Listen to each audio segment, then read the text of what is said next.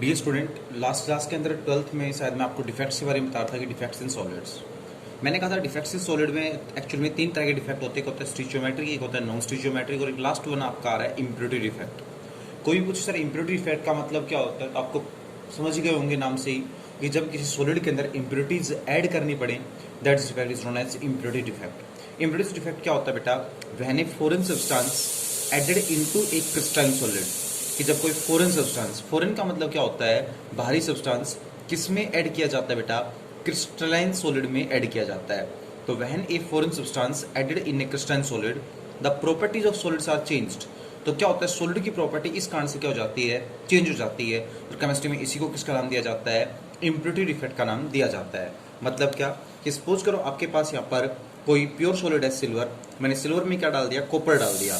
तो यहाँ पर प्योर सिल्वर था, उसमें कॉपर की हमने क्या ऐड कर दी, इम्प्योरिटीज ऐड कर दी। तो केमिस्ट्री कहती है जब भी किसी प्योर सब्सटेंस के अंदर हम क्या करते हैं, बाहर से कोई अदर सब्सटेंस डाल देते हैं। तो जब भी किसी प्योर के अंदर बाहर से अदर सब्सटेंस डालते हैं तो जो यहाँ पर होता है वो क्या कहलाता है बेटा, आपका इम्प्योरिटी डिफेक्ट बनेगा। क्योंकि सिल्वर की प्रॉपर्टी इस कारण से क्या हो जाती है, चेंज हो जाती है।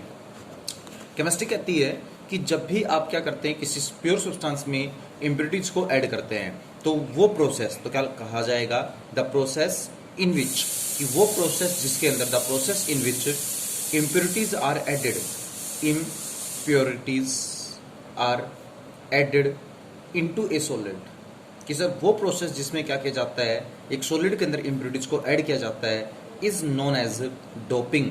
उस प्रोसेस को केमिस्ट्री में पता है किसके नाम से जाना जाता है, डोपिंग के नाम से जाना जाता है। तो अगर आपसे कोई कहते हैं डोपिंग क्या होती है, तो आप कहेंगे डोपिंग वो प्रोसेस होती है जिसमें इम्प्योरिटीज क्या की जाती हैं, ऐड की जाती हैं। देखिएगा, the process in which impurities are added into a solid is known as doping. Doping के बाद में अगर अगले टॉपिक की बात करूं तो आप ये कहेंगे सर इम्प्योरिटीज दो तरह के सॉलिड्स में होती हैं। एक तो इम्प्योरिटीज कई बार तो किसमें देखने को मिलती है बेटा, आयनिक सॉलिड में इम्प्योरिटीज देखने को मिलती हैं, और एक इसमें देखने को मिलती है कोवलेंट सॉलिड में इम्प्योरिटी देखने को मिलती है। सबसे पहले हम बात करते हैं आयनिक सॉलिड में इम्प्योरिटीज कैसे होती हैं। तो सबसे पहले आप एक आयनिक सॉलिड उठाओ, उसके अंदर क्या करो, कोई इम्प्योरिटी डाल दो। जैसे फॉर एग्जांपल मेरे पास आयनिक सॉलिड क्या है बेटा, NaCl।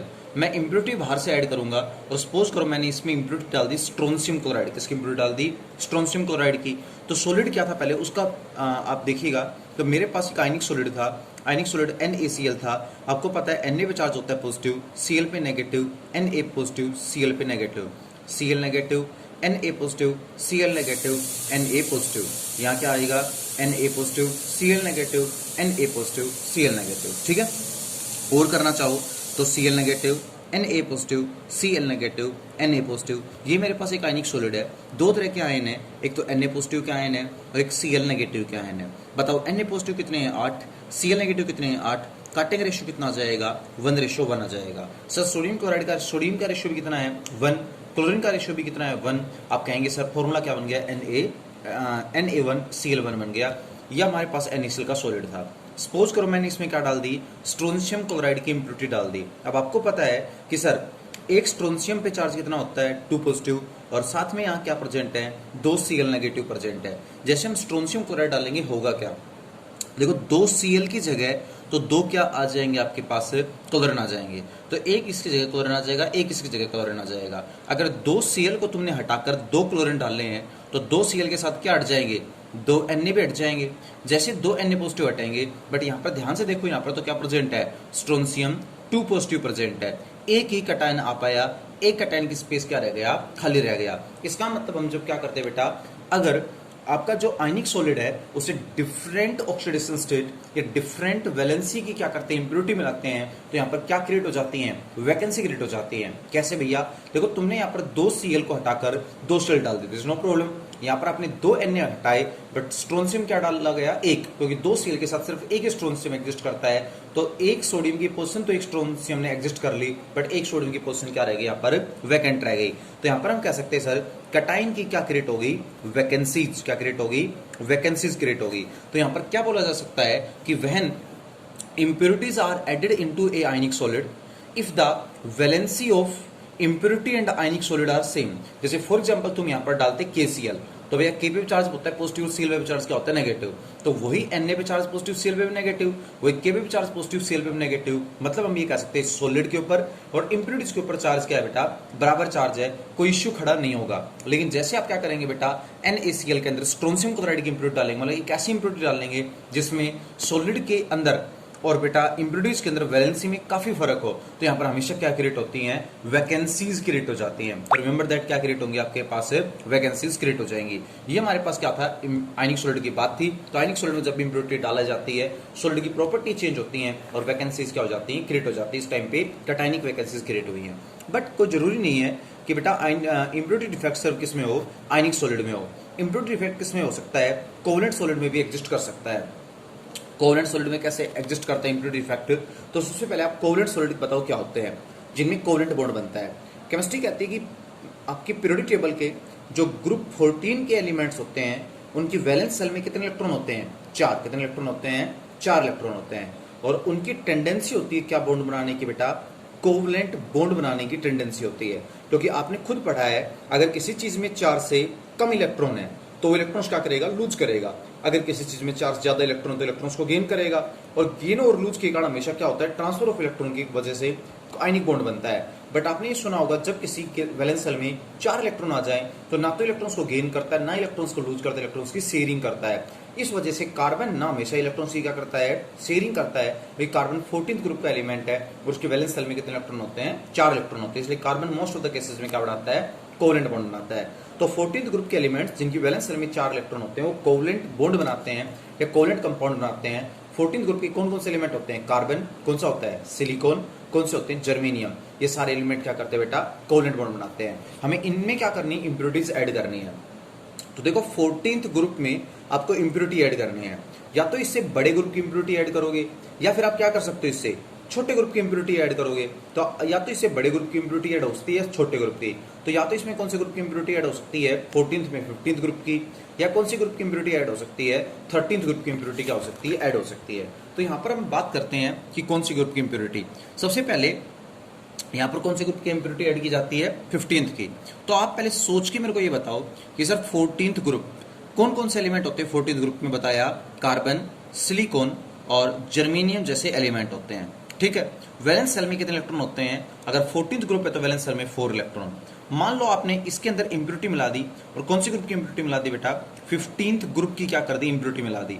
15th ग्रुप में कौन कौन से एलिमेंट होते हैं, नाइट्रोजन, फॉस्फोरस, आर्सेनिक, एंटीमनी जैसे एलिमेंट होते हैं। और 15वें ग्रुप की वैलेंस सेल में कितने इलेक्ट्रॉन होते हैं, 5। मतलब 14वें ग्रुप पे तुमने 15वें ग्रुप की इंप्योरिटी मिलाई। अब केमिस्ट्री कहती है जब 14वें ग्रुप में तुम 15वें ग्रुप की इंप्योरिटी मिलाओगे तो इंप्योरिटी में इलेक्ट्रॉन तुम्हें क्या दिखाई दे रहे हैं, ज्यादा इलेक्ट्रॉन तुम्हें दिखाई दे रहे हैं। और जब आपकी इंप्योरिटी में कंपाउंड के कंपेयर में ज्यादा इलेक्ट्रॉन हो तो इसको केमिस्ट्री में क्या बोला जाता है, इलेक्ट्रॉन एक्सेस इंप्योरिटी। क्या बोला जाता है, इलेक्ट्रॉन एक्सेस इंप्योरिटी बोली जाती है। क्यों बोलते हैं इलेक्ट्रॉन एक्सेस इंप्योरिटी, क्योंकि बेटा इंप्योरिटी के अंदर आपके कंपाउंड के कंपेयर में इलेक्ट्रॉन्स क्या प्रेजेंट है, ज्यादा मात्रा में इलेक्ट्रॉन प्रेजेंट है। केमिस्ट्री यहाँ पर ये कहती है कि सबसे पहले एक 14th ग्रुप का एग्जांपल बताओ आप, क्या होता है, सिलिकॉन। तो सबसे पहले मैं 14th ग्रुप के अगर एग्जांपल की बात करूं तो मैं सिलिकॉन का एक डायग्राम बना के यहाँ पर दिखा रहा हूं। तो सिलिकॉन, ठीक है, अगर बेटा प्योर सिलिकॉन है तो हर लैटिस साइट पे सिर्फ किसके एटम प्रेजेंट रहेंगे, सिलिकॉन के ही एटम प्रेजेंट रहेंगे। तो सिलिकॉन सिलिकॉन सिलिकॉन, यहाँ पे भी क्या होगा, सिलिकॉन सिलिकॉन सिलिकॉन सिलिकॉन। ठीक है, इस पॉइंट पे क्या आ जाएगा, सिलिकॉन, यहाँ पे भी क्या आ जाएगा, सिलिकॉन, यहाँ पे भी सिलिकॉन और यहाँ पे भी सिलिकॉन। अब सिलिकॉन की वैलेंस सेल में कितने इलेक्ट्रॉन होते हैं, 4। तो it has the tendency to form 4 bonds. तो एक बॉन्ड इधर बनेगा, एक इधर, एक इधर बनेगा, एक इधर, 1 2 3 बॉन्ड है, चौथा इधर बन जाएगा, 1 2 3 बॉन्ड है, चौथा इधर बन जाएगा। एक और एक सिलिकॉन 2 ही बॉन्ड बना रहा है तो वैलेंस सेल में 4 इलेक्ट्रॉन होने की वजह से 4 बॉन्ड बनाएगा, एक इधर आ जाएगा। इस तरह से ये भी इधर, ये भी इधर, ये भी इधर, ये भी इधर, ये भी इधर, ये इधर, ये इधर, ये इधर, और ये तो 4 बॉन्ड ऑलरेडी बना ही रहे हैं। अब 4 बॉन्ड किसकी वजह से बनता है, आप देख। तो डियर स्टूडेंट आपको बताया कि यहाँ पर क्या होता है, आपके पास एक सॉलिड बन जाता है। तो ये आपका क्या है, 14th ग्रुप का एलिमेंट दैट इज सिलिकॉन। अब हम इसमें इंप्योरिटी डालेंगे। इंप्योरिटी कौन सी डालेंगे, 15th ग्रुप के इंप्योरिटी डालेंगे।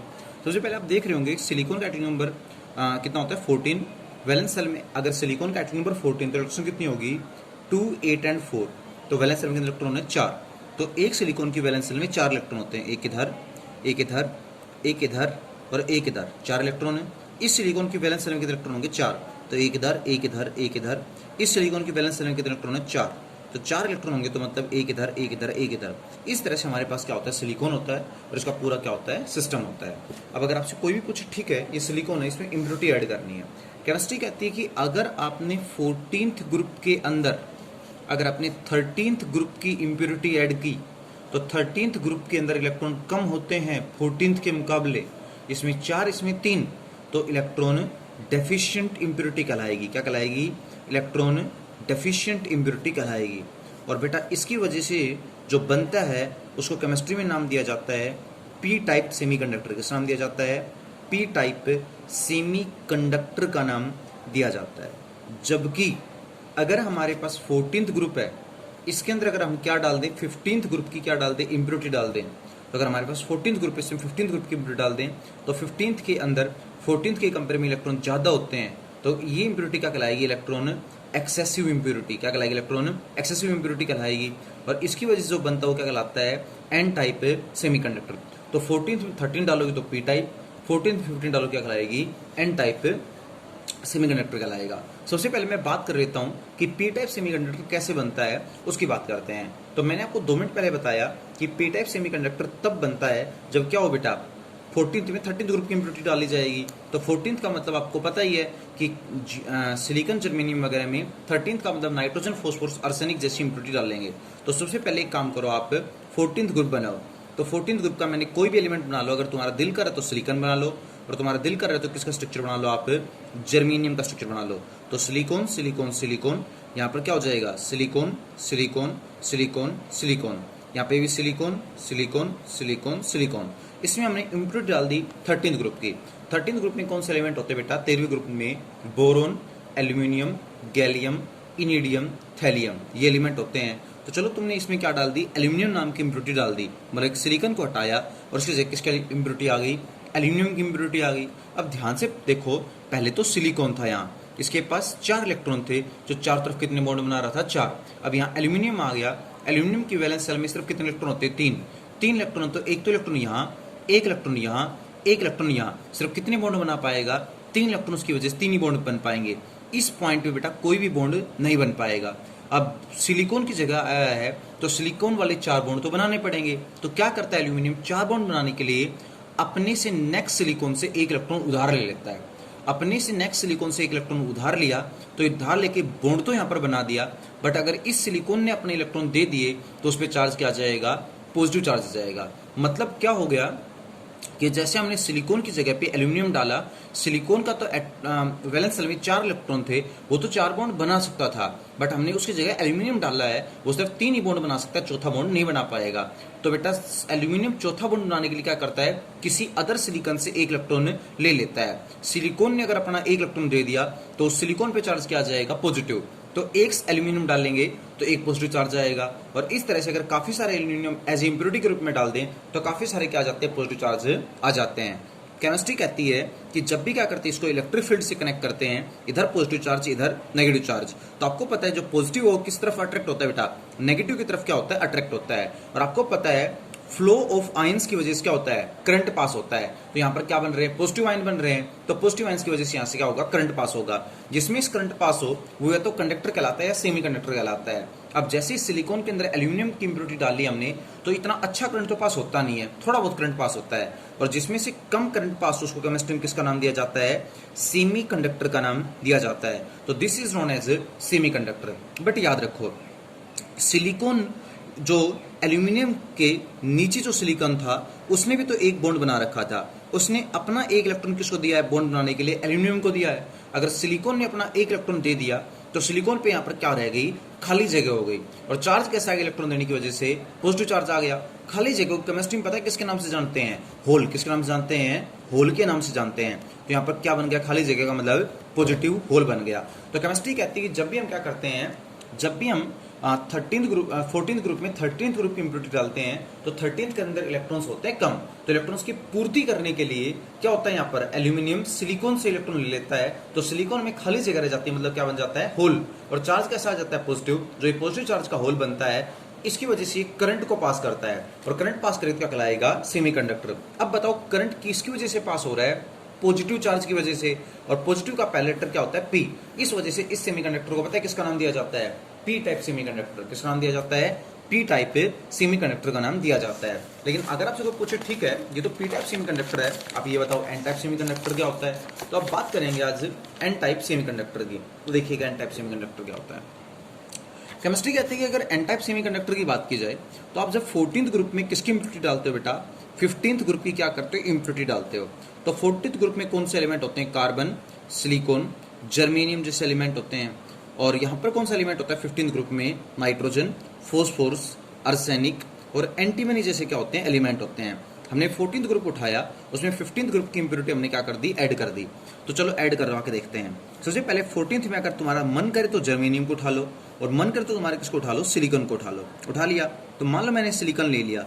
सिलिकॉन की वैलेंस शेल में 4 इलेक्ट्रॉन होते हैं, तो it has the tendency to form 4 bonds. इसकी टेंडेंसी है कितने बॉन्ड बनाने की, 4 बॉन्ड बनाने की टेंडेंसी है, और ये स्ट्रक्चर बनेगा। ठीक है, अब ये सिलिकॉन अगर 3 ही बना रहे तो एक इधर आ जाएगा, एक बॉन्ड इधर आ जाएगा, यहाँ पर 2 ही बॉन्ड बन रहे तो एक इधर आ जाएगा। इस तरह से हमारे पास क्या होगा, सिलिकॉन का डायग्राम में स्ट्रक्चर बन जाएगा।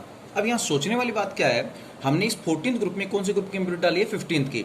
15th की वैलेंस शेल में पता है कितने इलेक्ट्रॉन होते हैं, 5। कितने इलेक्ट्रॉन होते हैं, 5। तो हमने यहाँ पर 14th ग्रुप में 15th की इम्प्योरिटी डाल, दैट इज आर्सेनिक डाल दिया। सपोज करो अब आर्सेनिक की वैलेंस शेल में कितने इलेक्ट्रॉन होते हैं, 5। एक इलेक्ट्रॉन से इधर बॉन्ड बना देगा, एक से इधर बॉन्ड बना देगा, एक से इधर बॉन्ड बना देगा, एक से इधर बॉन्ड बना देगा। बट ये तो 4 ही इलेक्ट्रॉन यूज हुए हैं, और आर्सेनिक के पास इलेक्ट्रॉन कितने हैं, 5। तो एक इलेक्ट्रॉन क्या रहेगा, एक्स्ट्रा पड़ा हुआ रहेगा। एक इलेक्ट्रॉन क्या रहेगा, एक्स्ट्रा पड़ा हुआ रहेगा। तो यहाँ कहानी क्या हुई, जैसे 14th ग्रुप के अंदर 15th ग्रुप का एक एटम डालते हैं, एक एक्स्ट्रा इलेक्ट्रॉन आता है। क्या आता है, एक एक्स्ट्रा इलेक्ट्रॉन आता है। और कई सारे अगर आर्सेनिक डाल दें तो कई सारे इलेक्ट्रॉन क्या हो जाएंगे, एक्स्ट्रा आ जाएंगे। अगर मैं इस सॉलिड को किससे कनेक्ट कर दूं बेटा, इलेक्ट्रिक फील्ड से कनेक्ट कर दूं, तो नेगेटिव में से किसकी तरफ अट्रैक्ट होता है, पॉजिटिव पोल की तरफ अट्रैक्ट होता है। तो सारे इलेक्ट्रॉन्स क्या करेंगे, मूव करेंगे। And you know that movement of electrons की वजह से करंट पास होगा, बट यहाँ ज्यादा करंट पास नहीं होता। इस वजह से केमिस्ट्री में इसका नाम क्या रखा जाता है, सेमीकंडक्टर। तुम बताओ यहाँ पर चार्ज कैसा है, नेगेटिव। तो नेगेटिव के कारण इसको क्या बोलते हैं, एन टाइप सेमीकंडक्टर। तो अगर पॉजिटिव होल की वजह से करंट पास हो तो पी टाइप, और नेगेटिव इलेक्ट्रॉनों की वजह से करंट पास हो क्या कहलाता है, एन टाइप सेमीकंडक्टर कहलाता है। ये तो हमारे पास सेमीकंडक्टर्स की बात थी। यहाँ पर एक और चीज देखने को मिलती है, क्या देखने को मिलती है, कोई अगर आपको कहे कि ठीक है सर एक साइड में रखो पी टाइप सेमीकंडक्टर, एक साइड में रखो एन टाइप सेमीकंडक्टर, दोनों में डिफरेंस बताओ। क्या डिफरेंशिएट कैसे करोगे बेटा, जब 14th ग्रुप के अंदर 13th ग्रुप की इम्प्योरिटी डालते हैं, पी टाइप बनता है, और जब 14th ग्रुप में 15th ग्रुप की इम्प्योरिटी डालते हैं, एन टाइप सेमीकंडक्टर बनता है। जब पॉजिटिव होल की वजह से करंट पास हो तो क्या होता है आपका पी टाइप, और जब नेगेटिव इलेक्ट्रॉन की वजह से करंट पास हो क्या कहलाता है आपका, एन टाइप सेमीकंडक्टर कहलाता है। ठीक है, और इसी तरह से आप एक दो डिफरेंस और बता सकते हैं। Thank you.